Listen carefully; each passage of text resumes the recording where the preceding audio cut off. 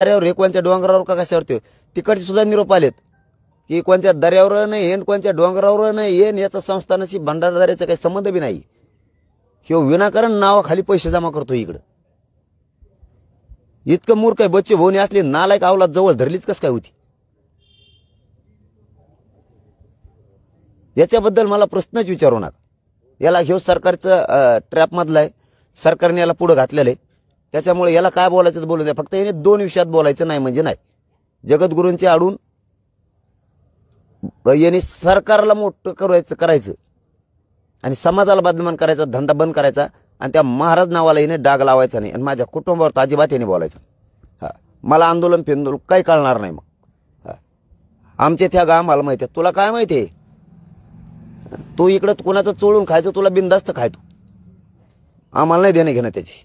तुला माझ्यावर काय बोलायचं बोल, मी खंबीर आहे, तुला उत्तर सुद्धा देणार नाही। तो लायकी सुद्धा नाही रे मी बोलायचं तुझ्यावर, तू लायकी सुद्धा नाही। फक्त तू तुकाराम महाराज आडवे आणलेस याच्यात म्हणून।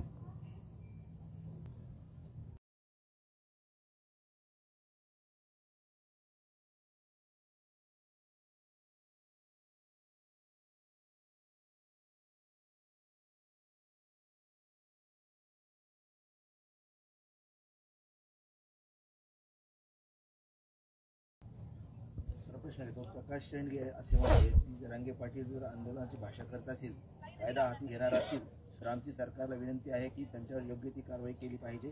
आणि दुसरा असं आहे की कायदा हाती घेणाऱ्याला सरकार जसं तसं उत्तर देईल, नेत्यांना मतदान करण्यापासून ते मागण्यापासून रोखणारे जरांगे पाटील कोण, असं प्रकाश शेंडगे म्हणतो।